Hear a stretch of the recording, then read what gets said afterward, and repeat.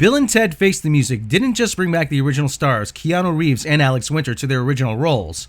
It brought back writer and creator Ed Solomon, who both co-wrote the earlier movies and who co-created Bill and Ted in the first place, alongside co-creator Chris Matheson. Outside of Bill and Ted, Ed Solomon is a prolific Hollywood writer in his own right. He started out as a staff writer on the sitcom Laverne and Shirley while he was still in college, which made him the youngest member of the Writers Guild at the time. Since then, he has not only written the Bill and Ted movies, but other high-profile movies such as Men in Black, Imagine That, and Now You See Me. And he also provided script contributions for Super Mario Bros., the original X-Men, and Charlie's Angels. You know, the good one, not the one from last year, which fewer women went to see than Rambo: Last Blood. In conjunction with the release of Bill and Ted Face the Music, Tom was able to sit down with Ed to talk about his career. In this, the first in a series of conversations, we talk about the original classic Bill and Ted's Excellent Adventure. Hey. How you doing? Hey, how's it going? Is this Tom? Yes, it is. How you doing? Hey. Nice to finally meet you. Yeah, good to meet you too. I'm glad we got to make this work. Yes. So how are you doing today? Good. So, starting with the first film, it had its own, excellent adventure getting to the big screen. From what I recall, at one point it was at Warner Brothers, De Laurentis. What is your kind of overall memory of the history of Bill and Ted coming to the big screen? The history of Bill and Ted to me is one of starting, getting your hopes up, getting your hopes dashed, getting really depressed. It resurges, your hopes go up again, you get punched in the gut. This is constant. It has never stopped for 35 years on this thing. We wrote it. We were super excited. I tried to I gave it to my agents. They fired me. I got another agent. He loved it. It got set up. We were the flavor of the month. It was like this head trip that we honestly weren't emotionally or creatively prepared to have happen to us. Set up at Warner Brothers, doing a bunch of rewrites, terrible ideas that we were trying to execute. It got put in turnaround. Looked like it was over. De Laurentis picked it up. We got all excited. The movie starts to get made. De Laurentis goes bankrupt. The movie sits on a shelf. We think it's a complete failure. It's never going to come out. Nelson Entertainment picks it up. Yay! They put a little bit of money in. It gets released. Now it's 1989. The beginning. Bill and Ted were invented in 83. Now it's 1989. The movie comes out. The critics pummel us. It was like it was the worst movie ever made in their mind. They thought it was just lowbrow bullshit written by idiots for idiots. Now, they're right. It was written by idiots, but it's not for idiots. The movie weirdly then took off. People seemed to like it. It didn't take off like a blockbuster, but it maintained a certain level for weeks and weeks, and audiences started to discover it. Suddenly they're like, you guys got to do a sequel. And we were like, what do we do? How do we do a sequel? Anyway, I don't want to get into the journey stuff, but that to me was the experience of Excellent Adventure. And one last thing, and it's been true all the way through Face the Music. Bill and Ted is not a movie. It's not E.T. It's not a movie that everybody should love. Right. It's a movie that if you love it, people seem to love it, which is wonderful and really endearing. But some people are just like, am I allowed to swear on your show? Absolutely. That's fine. A lot of people are like, what the fuck did you just put in front of my face? And why the hell should I like this bullshit? Well, and those I'm people, loving it for, yeah. Oh no, I'm thrilled to see what you got behind you. But for those, just some of it. Unless you're a masochist, don't see Face the Music, because that is it is a Bill and Ted movie. So. Aside from just the van aspect, because originally Rufus drove a van in the original script, a lot of people know that, and it was changed because of Back to the Future. Was there any other major changes from your original kind of vision that changed it all in the process? Yeah, we didn't initially have that mall scene be a big deal. That's my least favorite sequence in the movie, the mall stuff, and some of the things in it to me are true legit groaners you just freaking hate. Like Joan of Arc doing aerobics. Every time I see that, I just want to barf. Sigmund Freud, I don't know, all the easy jokes that aren't Bill and Ted jokes that basically could be in any fish out of water movie. I don't care for them, to be totally honest, but they kept having us build those, expand that. I don't like that. maybe I'm going to say something blasphemous for Bill and Ted fans. Not a big fan of the 69 joke at all. Never was. There was a joke there that I liked a lot more that we got to use in Bogus Journey, which was, okay, if you're really me, what number am I about to hold up? 3. Whoa! Like that, I thought was a much better joke. 69 just seemed crass, easy, and I kind of hate that stuck with the movie. I really wish we didn't use the word, the F word, the F-A-G. You know, look, it was early 80s. It was a phrase people used when, especially, you know, and it reflected Bill and Ted's discomfort, really, honestly, with the overt love they felt for each other.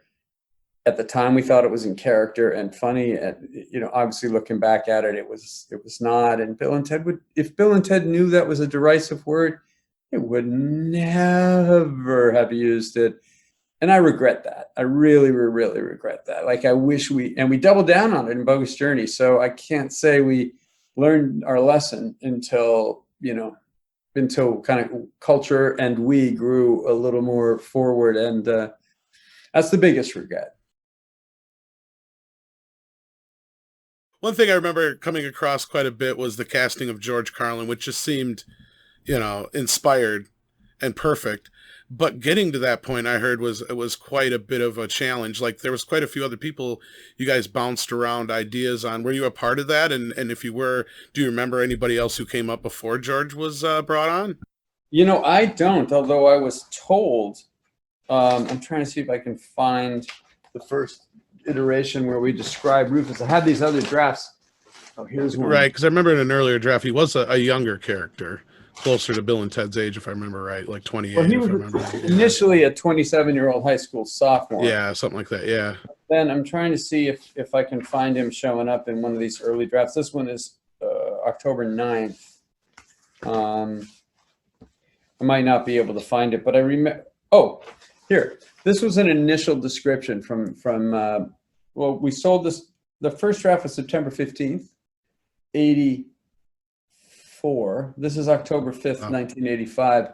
It's on Interscope Communications Stationery, which is the producers, and I believe it was for Warner Brothers. It was set up for Warner Brothers. 2 huge doors open. The figure enters. This is Rufus, and he is the personification of everything that is, has been, or will be rock and roll. He's cool, cavalier, cocky, dressed very stylishly, wearing ultra-hip sunglasses. I think we initially perceived him to be a rocker, like David Lee Roth, that type of thing. And I know someone talked to David Lee Roth and felt like that wasn't going to work after that conversation. I don't exactly know why. I heard somebody told me Billy D. Williams was up for the part. I didn't even know that. Interesting. All I know is we got George Carlin because Scott Kroof and Robert Court, who produced the movie, had worked with him on Outrageous Fortune. And when I heard it was going to be George Carlin, it's kind of like my knees dropped. Just like when I heard Clarence Clemens from the E Street Band was going to be in the movie, I could not believe it. And we shot a couple weeks in Rome because Dino De Laurentis was by that time, Warner Bros. Put it in turnaround. And as I said, De Laurentis was producing it. We had 2 weeks in Rome at their studios there. And that's where I met George Carlin. It was the Napoleon scene, and we were on the side of the road. And there it is, George Carlin. I'm meeting George Carlin. I had his records. He influenced a lot of my comedy. Could not have been a nicer guy. Oh, my God. Kind, sweet, grateful to be there. Sober, he had become sober at the time. Really lovely. There with his wife, Brenda. And we talked a lot. We talked a lot about his daughter, Kelly. And after the movie was done, he invited me to some events that he had been having, a charity thing where I met Kelly and I met his wife. In fact, Kelly came to the set with her then. I think it was her husband. And when George died, it was a real bummer. And we had, we wanted to know, how can we best remember him, in Face the Music. And we threw around a lot of ideas, including at one point we were going to do a big scene where they actually interact with George. And I love the idea of the scene, which was Bill and Ted come back to the Circle K. and interact with their young selves the moment they met their other young selves and met Rufus. But there were a lot of reasons we couldn't do it. Some were budgetary, because in order to actually interact with the George Carlin character, you had to really do some strong visual effects stuff. And then we were like, now we're manipulating George, and that didn't feel right. That just felt wrong. So that scene went away, but there is an emissary from the future played by Kristen Shaw. Her name is Kelly, named after George's daughter, Kelly. And Kelly Carlin herself is in the movie, in a little cameo in the future as well. And you do see George. You've seen the movie, you see George for that moment. So we do really, look, George's absence was a giant presence for us on the set, and we miss him. I miss him. I loved knowing him. Although the final thing I'll say about George is, then this to me seems to typify, I think, how he was, at least certainly to me. Years later, I was in a supermarket, and I'm just pushing my cart down the aisle, and I hear, Ed, Ed, Ed. And I don't know where it's coming from. And he had spotted me through one of the aisles. Ed, over here. And around the corner, and it's George. He comes up, big hug. How you doing, man? How's it going? How's it been? It's just like, dude, yeah, you remember me. B, you're so sweet. I don't know. I loved him. I loved him, and I love Kelly. Kelly and I become friends, and she's just a wonderful, wonderful person. Yeah, I love how he is a big part of this new film, and I think it's a real touching kind of tribute to him throughout the film, that he does play a big part in it. And again, we'll get to that. Was there any suggestions by the De Laurentis group or De Laurentis himself? There's a great meeting I remember with Dino in his office, where he was enraged because he was reading his script from a translation. And he said, no, what is this war? This war of San Dimas. Everybody returns, and a giant war is occurring in the San Dimas. Why? What is this war? And everyone's going, war? What do you mean war?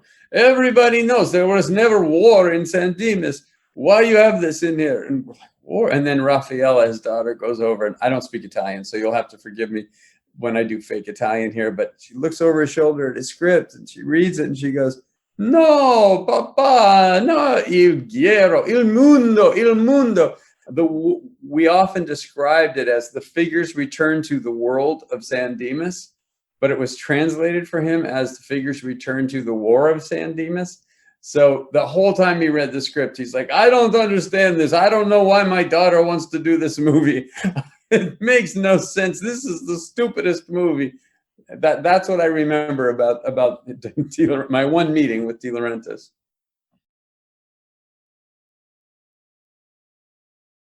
Was there any historical figures that didn't make the cut?